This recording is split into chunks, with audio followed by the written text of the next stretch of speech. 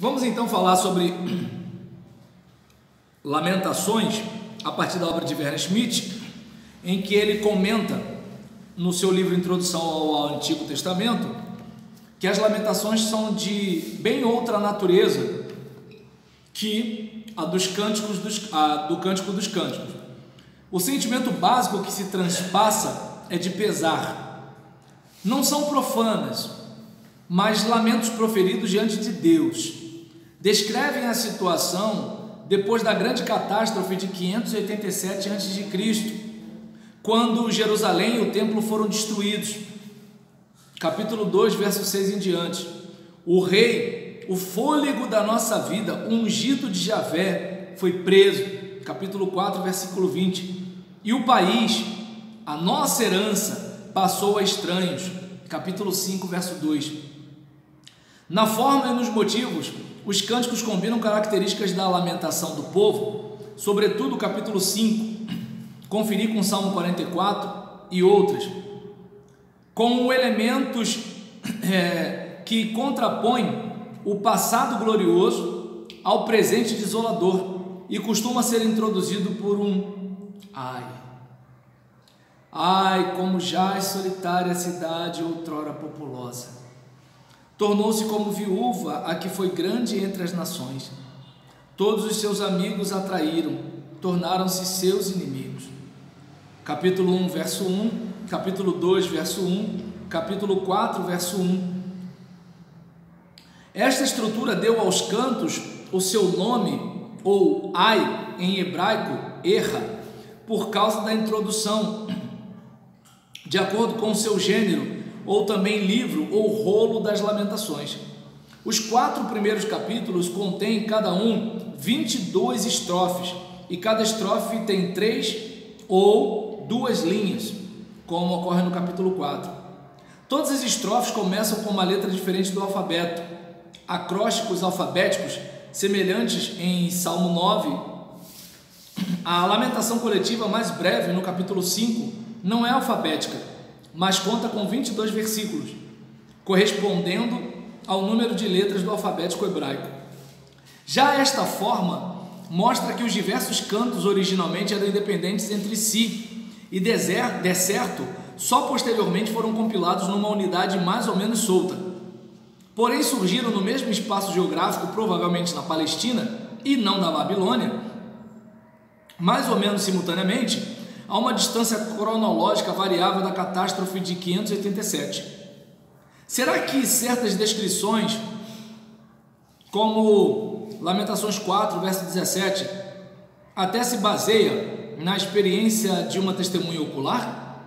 A tradução grega e também latina define melhor esta testemunha ocular ao incluírem as lamentações no livro de Jeremias, o que ressoa nas nossas Bíblias, e atribuírem sua autoria ao profeta, segundo Crônicas, capítulo 35, verso 25. De fato, Jeremias está bem familiarizado com a forma da lamentação, capítulo 8, verso 21, mas por razões cronológicas e de conteúdo, o profeta que logo depois da catástrofe foi deportado para o Egito, não entra em cogitação como autor. Tampouco se sabe se as lamentações têm um ou mais autores, mas claramente se infere o seu contexto vital. Se as lamentações, sobretudo o capítulo 1, não foram elaboradas de antemão para o culto, foram em todo caso logo usadas em cultos de jejum ou de luto, em que se relembravam periodicamente os acontecimentos terríveis de 587. Zacarias 7, por exemplo. De forma similar, a obra historiográfica deuteronomística, que profere uma confissão de culpa na sua retrospectiva histórica a partir do exílio, as lamentações tentam interpretar mediante a oração a situação vigente. Assumem a denúncia e o anúncio de juízo do profetismo literário sob a forma de confissão de culpa. Fez Javé o que intentou, cumpriu a ameaça que pronunciou. Capítulo 2, verso 17. Tornou-se o Senhor como inimigo, devorou Israel. Rejeitou o Senhor o seu altar, profanou o seu santuário. Capítulo 5, ou capítulo 2, versículo 5 e versículo 7. A ira de Javé trouxe a desgraça. Capítulo 2, verso 1, capítulo 3, verso 43. Mas foi a própria culpa que a provocou. Jerusalém pecou gravemente. Capítulo 1, verso 8, conferi com verso 13. Capítulo 3, verso 42. Capítulo 4, verso 6. Capítulo 5, versos 7 e 16. Grande parcela da culpa cabe aos profetas de salvação. Abre aspas. Os teus profetas te anunciaram visões falsas e absurdas. Olha o pregador que prega o que o povo quer ouvir. E não manifestaram a tua maldade para restaurarem a tua sorte. Capítulo 2, verso 14. Capítulo 4, verso 13. Com esta acusação, as Lamentações concordam com a polêmica dos profetas literários, Jeremias 23 e outros. E também reconhecem como justificadas as acusações proféticas relacionadas com a política de alianças praticada por Israel. Capítulo 4, verso 17, capítulo 5, verso 6.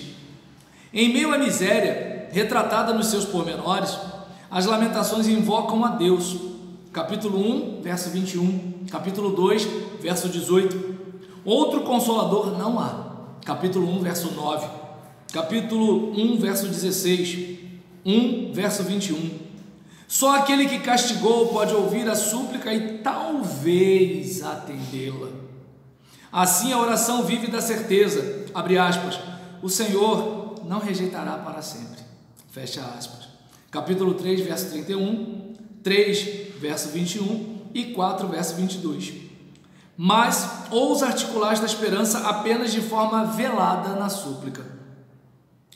Traze-nos de volta, Javé, para que sejamos como antes.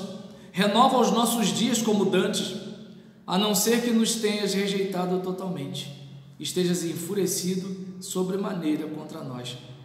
Lamentações 5, verso 21.